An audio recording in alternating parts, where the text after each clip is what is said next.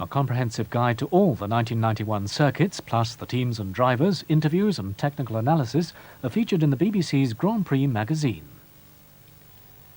On BBC1 in a moment, the news, and at 10:30, Everyman documents tireless anti-apartheid campaigner Archbishop Trevor Huddlestone's emotional return, after 35 years, to the scene of his early ministry in the townships around Johannesburg.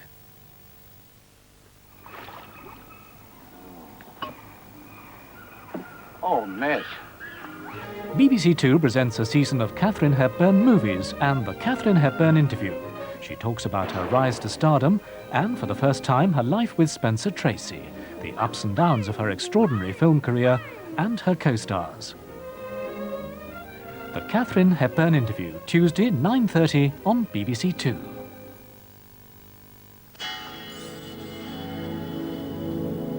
Now on to Alex Cox introduces a chilling melodrama in tonight's Moviedrome.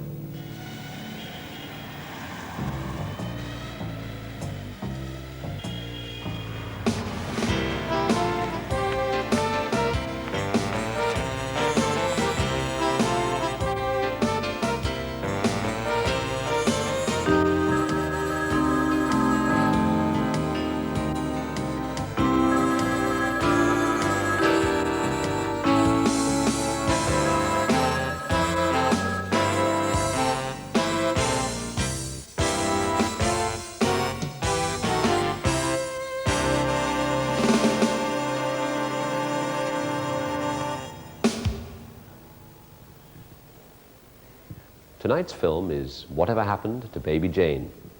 It was directed in 1962 by Robert Aldrich, the director who has contributed more films to Moviedrome than anybody else. Baby Jane is the story of two sisters, the eponymous Baby Jane Hudson, a former child prodigy billed as the diminutive dancing Duse from Duluth, and her neglected sibling, Blanche. Baby Jane Hudson is played by Bette Davis, Blanche by Joan Crawford. Both are outstanding in their roles.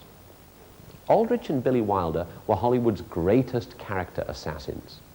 While Truffaut looked at the filmmaking process and saw nothing but sweetness and light, artistry and challenge, Aldrich and Wilder saw a vile cesspool in which the scum rises to the top and all, winners and losers alike, are ego-mutilated freaks. Wilder, of course, made his feelings plain in Sunset Boulevard, then went after the journalistic profession in Ace in the Hole. Aldrich's greatest hatchet job on Hollywood was probably The Big Knife, the story of a weak-willed, narcissistic movie tough guy, brilliantly played by Jack Palance. The Big Knife is a really good film, but it pales in comparison to what we're going to see tonight. Aldrich is a great, straightforward, angry man, and as always, he peppers his diatribe with bizarre humor and grotesque effects. Watch out for the supporting performances of Victor Buono, alias the Strangler, and Anna Lee, Mrs. Bates, no relation to Norman. Members of the Aldrich stock company of actors crop up from time to time, and if the beach with its square box house, which appears at the end of the movie, looks familiar, it's the same house which gets blown up by the atomic bomb at the end of Aldrich's Kiss Me Deadly. Whatever Happened to Baby Jane was remade as a TV movie recently, starring Vanessa and Lynn Redgrave as the sisters Hudson, which is not bad for casting, but the original choice of Crawford and Davis is impossible to beat. The TV version also features a little dog instead of a parakeet. Baby Jane was a tremendously successful movie, so much so that Aldrich himself made two sort of sequels, Hush Hush Sweet Charlotte and Whatever Happened to Aunt Alice. Accept no substitutes. Tonight we present the one and only, the original, Whatever Happened to Baby Jane.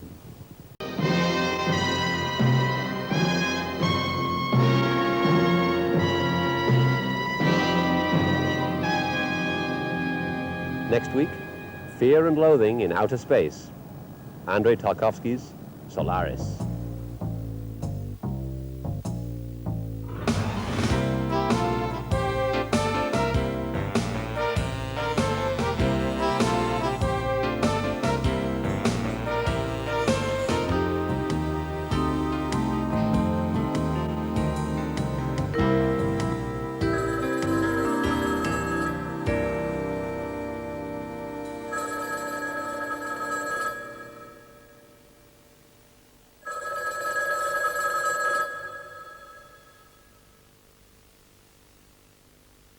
us what's happening, David.